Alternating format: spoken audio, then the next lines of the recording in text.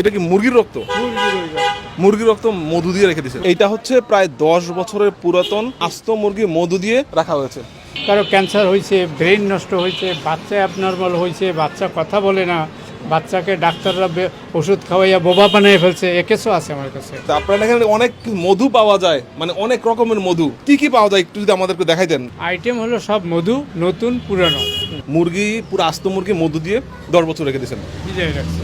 কারণ হলো ওটা ভালো আছে বা ভালো থাকবে, তাহলে আপনি আমি মধু খেয়ে ভালো থাকবো না কেন? এইটা হচ্ছে প্রায় 10 বছরের পুরাতন আস্ত মুরগি মধু দিয়ে 2018 সাল থেকে রাখা হয়েছে।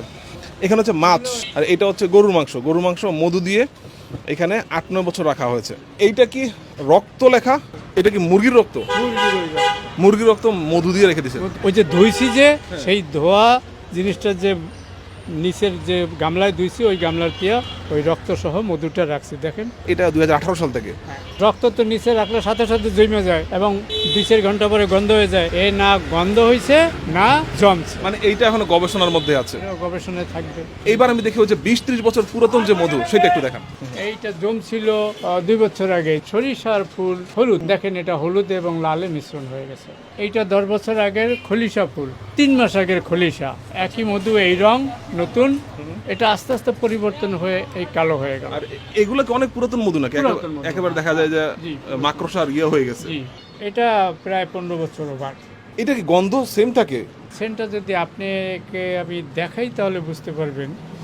যেমন এটার ঘ্রাণ হইল এইরকম হয়েছে, আর মানে মধুর মতোই আছে।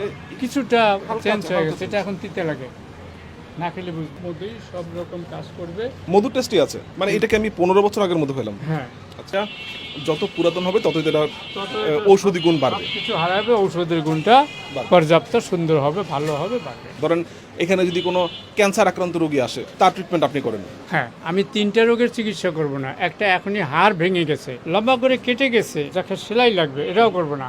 যার টিউমার বড় হয়ে গেছে, কাজে ওটাও দ্রুত অপারেশন যোগ্য যদি হয় অপারেশন করবে। এই 3টা করব না। কারো ক্যান্সার হয়েছে, ব্রেন নষ্ট হয়েছে, বাচ্চা অ্যাবনর্মাল হয়েছে, বাচ্চা কথা বলে না, বাচ্চাকে ডাক্তাররা ওষুধ খাওয়াইয়া বোবা বানিয়ে ফেলছে, এ কেসও আছে আমার কাছে। এটা হলো বাইন, এটা খেতে হালকা তিতে লাগবে।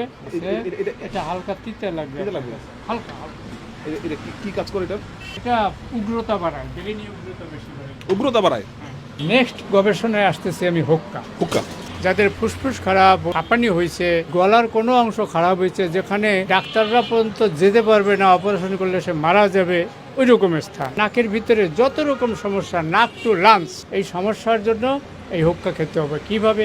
হুক্কার ভিতর থাকবে মধু মিশ্রিত পানি, আর তার রোগ অনুসারে থাকবে কিছু উপাদেয়। উপরে থাকবে 150 ওয়াটের বাল্ব দিবেন, হিটটা ভিতরে যাবে। এরপর ফুসফুস খারাপ হলে সে শুয়ে শুয়ে টানবে, বসে বসে টানবে, দুপুরে টানবে, কমপক্ষে 4 বার। মানে হুক্কা টাইনায় মানুষ ক্যান্সার বানায়, এখন আবার হুক্কা টাইনায় ক্যান্সার দূর করবেন, রাইট। আমি একটু দর্শকদের জানিয়ে রাখি যে আমি এই মুহূর্তে হচ্ছে মিরপুর আইডিয়াল যে গার্লস কলেজটা আছে, তার পূর্ব দিকের গেট থেকে এইটা হচ্ছে শান্তি উদ্যান, সম্ভবত ঠিক শান্তি উদ্যানের ঠিক কর্নারে চাচার দোকান, এবং মধু দিয়ে যে কত রকমের চিকিৎসা হতে পারে সেটা মূলত চাচা করে থাকেন। আচ্ছা, অ্যাবনর্মাল পয়দা হয়ে গেছে, সে কথা বলতে পারতেছে না, তখন তার তো হুক্কাই দরকার।